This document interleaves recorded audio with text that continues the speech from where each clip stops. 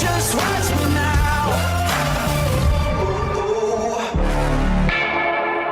Hey there, Jason Podolin here, back with another bonus episode of the Up My Hockey podcast. And what is the bonus episode? Well, the bonus episode, if this is your first one, is me looking back on the first 100 episodes of the Up My Hockey podcast and breaking them into 10 segment chunks, where I'll review them, reflect on some, and point out to you, the listener, the highlights for me. What was impactful for me and what was memorable, and also maybe to give you a compass on where to go back if you want to revisit some of these past episodes. And again, a reminder for those of you that are listening, new or otherwise, that generally the podcasts are, we'll use the word timeless. You know, they're not of the moment. They're not, talking about the weather of the day and the biggest headline of the moment. It's conversations that last, and conversations that can be listened to either the day they're released or a year or two later. And I think there's definitely relevance there. So that's what this bonus episode is. We're going to be looking at episodes 21 through 30. But first, I want to share a story about a question I asked in my parent group.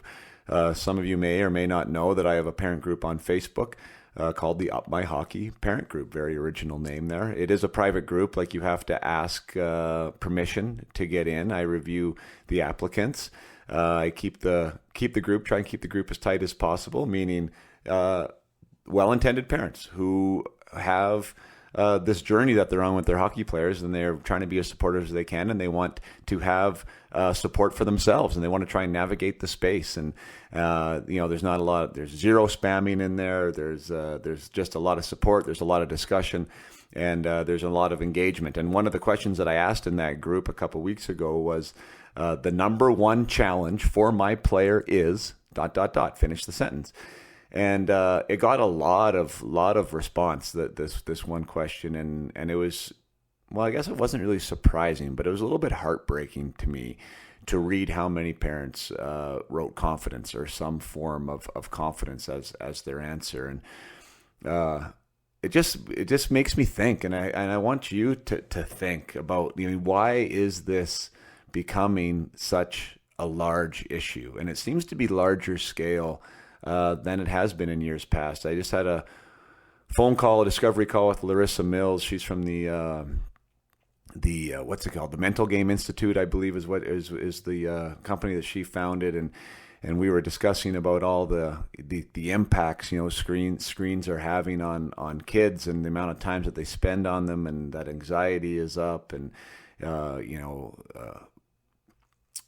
geez, I'm drawing a blank, but the word when you are addiction. Sorry, my goodness, addictions are up, and all these precursors to just being, depression is up. 1 in 6 kids are medicated, she's saying, and a lot of the science is reported to being around screen time, because it's an inability to be out, an inability to be interacting with life, to be in a middle of a comparison game the entire time, and not reaching, not striving, not knowing how to communicate or to communicate, not to receive communication or to give it in person. And anyway, so it just got me thinking, and it got me thinking about my course too. And as far as from the Peak Potential Project, we talk about confidence, and we talk about what I believe the 5 pillars of confidence are. And, one of which is your environment. And that means, what is your environment telling you?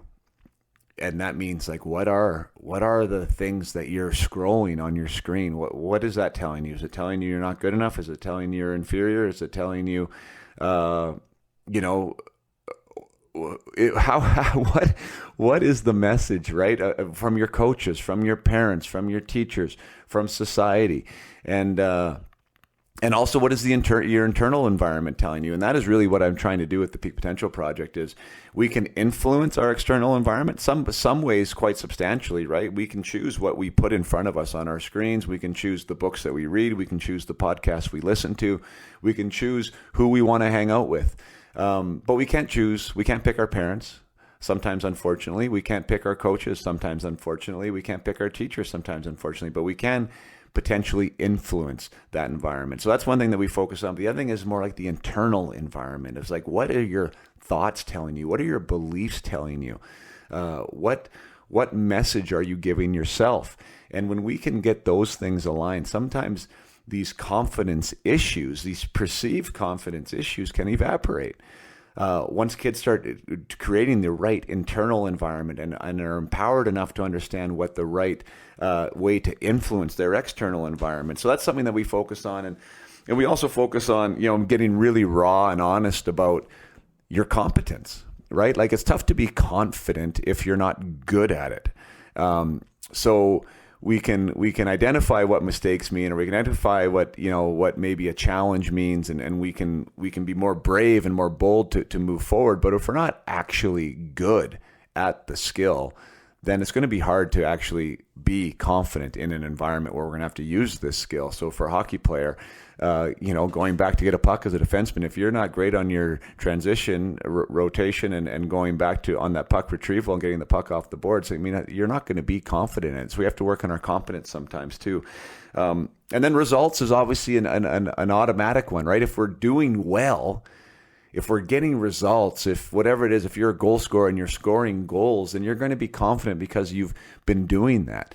But another way to cultivate that, another part of results is that I don't think it's talked enough about is just doing some hard things, right? Do hard things outside of the game if you're a hockey player.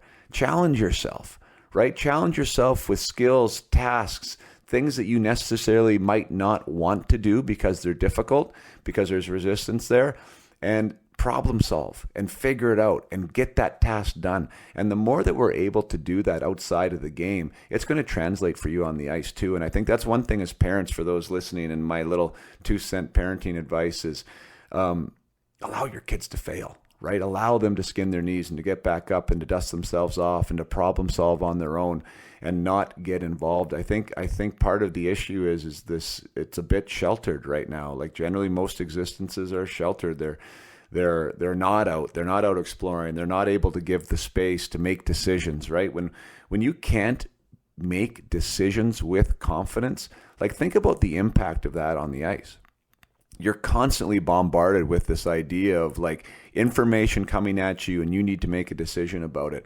And if we can't do that off the ice, if we're not given the space to do that off the ice, to be able to understand when I do make a decision what the consequences are, without either asking Siri what I'm supposed to do or mom and dad's giving direction or a coach, we have to empower our kids to be able to make these choices and make these decisions and see the consequences of them so they can grow in their decision-making abilities. So there's lots of ways that confidence can be grown and confidence can be built. And a lot of time it's from an internal personal development perspective. And that is one thing that I totally try and do with the players that I work with, is to give them the tools to harness their own creative engine and their own decision-making abilities and their own understanding of where they can be empowered to show up differently. And reconnect some of these, these brain connections on what it means to fail, what it means to make a mistake, what it means to step into a challenge that is a little bit scary, and get to analyze them, get to them to self-assess and what their belief system is. I think all these are super, super relevant. And so if you are a parent out there and you think your child has, potentially some confidence issues, there are many layers to that onion, of course, but there is things you can do. So I don't think just sitting there and hoping things are going to turn around or hoping for the right coach to say the right thing. If you're a hockey player who's in a scenario like that, I think that's being a victim, right? And that's completely what I don't preach. Like, I teach and I support and I mentor the idea that we are a person that can make a difference in our own lives every single moment of the day.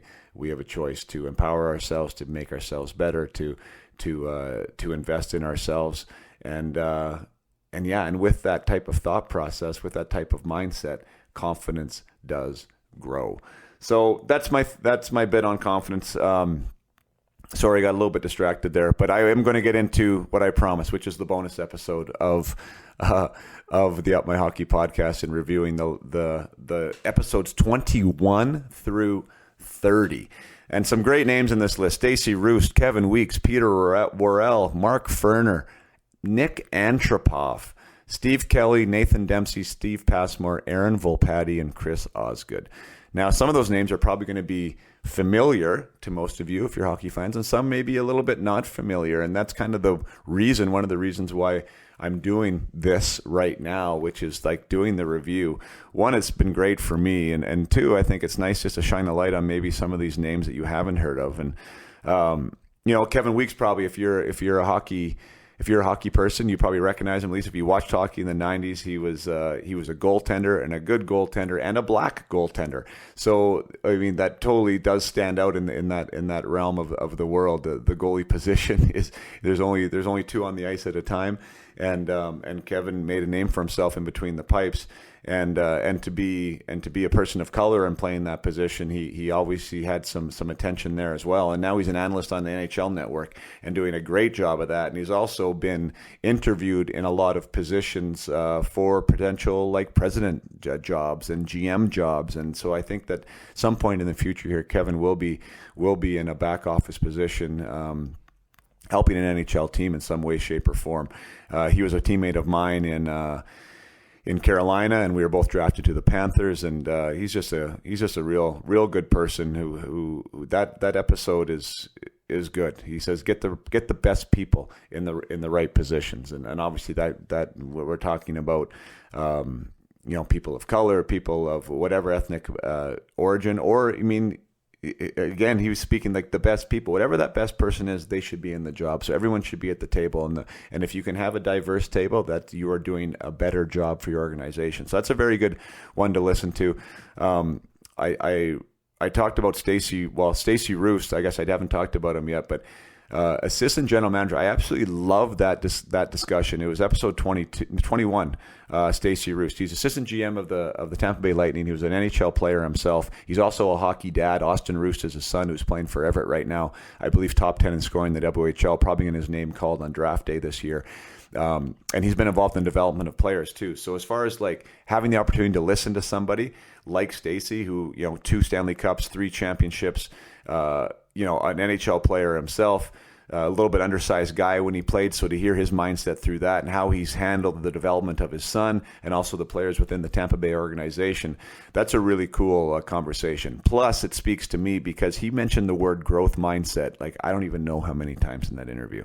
And really, like one of the huge backbones of Up My Hockey and what it is teaching athletes is how to capitalize on utilizing the growth mindset and changing your thoughts to support your development, to support your growth, to support your journey towards your peak potential. And so Stacey and I definitely speak the same language there. And to hear from somebody like Stacey, I think that's a great interview. I'm going to fast forward to Nathan Dempsey, and not to not to diminish any of the other interviews. All these are great people, and most of them I know personally. As I look right now, Nick Antropov's story about coming to North America from Kazakhstan is bonkers. You need to listen to that. Aaron Volpatti's story about being 40 to 50% burnt, third-degree burns, and coming back and playing hockey in the starting lineup 5 months later, and his journey to the NHL is bonkers too. Definitely one to listen to. But I'm going to highlight Nathan Dempsey because I think that's probably a name that most listeners don't know. And why this interview was so impactful for me was I think the separation one I knew about him because I played with him. I played with him in St. John. So I knew his story about how he ended up getting to the NHL. Kind of a long shot to make it to the NHL. But then I didn't know as much about with the battle he's fighting now, which is Parkinson's disease, which actually was part of the reason why he had to retire from the game in the first place. And to reconnect with my old captain from the St. John's Maple Leafs, and then to see him with Parkinson's, and to have him on, and to see just like the class that he has and the character that he has, and what he was physically going through to even to do the podcast, and to have him talk about his journey was beyond impactful for me. And unfortunately, I haven't released the video of it yet. I didn't have the YouTube channel going. And by the way, thank you for everyone who's been tuning in on YouTube and subscribing. It's kind of the channel's been growing quite a bit there. So that's awesome. And I have to make a note to myself to get Nathan's video episode up there, because I think it adds just another layer to the conversation to be able to see him and what he physically had to go through during, even like I said, during the episode. I mean, it looked like he was, sweating at times, and he was, he had the twitch and the shake, and it was just really, really powerful stuff. And again, back to Nathan and his story though, like, when I went to St. John's, he was, I believe, a 25 or 26-year-old captain of the team. And being a captain of an AHL team, again, no disrespect, because the AHL is a hell of a league and it's hard to play there. And being a captain is an admirable thing. But what it is telling you, and it's telling most of the people in that league, is that you are an AHLer for life. That you are not an NHLer. You've been there long enough to prove that you deserve the respect, that you are a leader, that you are a man of character, but you're probably not going to be in the NHL. And he had the C. He was there for 4 or 5 years at that point. He had a family, so we were in different worlds that way. And for Nathan to end up not only being an NHLer, but being a longtime NHLer and playing well into his 30s after having that, that brand, that C brand. Because again, to that point, it's also like the first 2, 3, 4 years you're in the AHL, you're considered a prospect, and then if you're still there, the joke is you're now a suspect. You're probably not going to be an NHLer. And to hear him talk about his journey of being able to get his chance there with the Toronto Maple Leafs and make the most of it, and then become a Chicago Blackhawk, and then to go to the LA Kings, super awesome stuff from a mindset perspective. And again, like, you need to believe, right? You need to believe in yourself, but more than anybody else will. And I think that came through in spades with Nathan, and just kind of what of a person he was. And even the story where he told about him going to the power play meetings, I believe it was in Chicago, when he wasn't on the power play. His name wasn't on the board for the power play meeting, but Nathan would show up for the power play meetings because he wanted to be on the power play. He thought he deserved a chance to be on the power play, and he wanted to know what was going on with the power play if his name was ever called. Like, what a message that sends to everybody. But ask yourself, like, could you do that? How hard is it to actually do that? Essentially to show up at a party you're not invited to, but you want to be there. That's some selflessness. That's lack of ego. There's a lot of things going on there, and there has to be some lack of ego to step into some of those environments. And yeah, so the Nathan Dempsey episode 27, is one that I don't know, it leaves a mark on my heart, really. And just because he's such a great guy, and even to see his battle now and where he's at is, well, I shouldn't say now, that was in 2020. And I have tried to reach out to Nathan since, and I haven't been successful in reaching him. So I hope, Nathan, if anyone hears this, he's doing great. I know that's a terrible disease, and yeah, I mean, I wish nothing but best for Nathan and his family. And Nathan's also involved in with kids now in Edmonton. He was part of an academy program there, helping young kids come up, kind of in the, well, not really the same as I'm doing, but similar. He's giving back, and he's helping, and that's awesome to see. So if you want to hear a great interview, listen to that one. And I guess the other one that I'd be a fool not to mention is Chris Osgood, 3-time Stanley Cup winning goaltender, for episode 30 with the Detroit Red Wings. He's in the conversation of the Hall of Fame. It's one of the hotly debated goaltender topics. Does he deserve to be in there or not? And whether I don't know who determines that deserves. I know I don't have a vote, but what an amazing, even to be involved in that debate is otherworldly. Like, that's such a cool conversation to be a part of. And Ozzy was just awesome in that interview too. I mean, sharing, the mindset of being an NHL goaltender, at times being a backup NHL goaltender, what it takes to win, and to hear him speak. Really, he's one of those guys that what you hear from him is exactly what he wants to say. There's no mirror, there's no curtain. He's not trying to be somebody that he isn't. And I really enjoyed that conversation. Ozzy was awesome to talk to. So if you're a goaltender, or if you're a fan of the Red Wings, or if you're into a mindset at all with that and want to hear what it takes to win 3 Stanley Cups, that's a really good episode as well. So that's it for this bonus episode. We're at the 20-minute mark here. Thanks so much for tuning in. I hope that helps you digest some of these older interviews and go back and revisit them, because there really is tons of gold in them for sure. Thank you so much for listening, and until next time, play hard.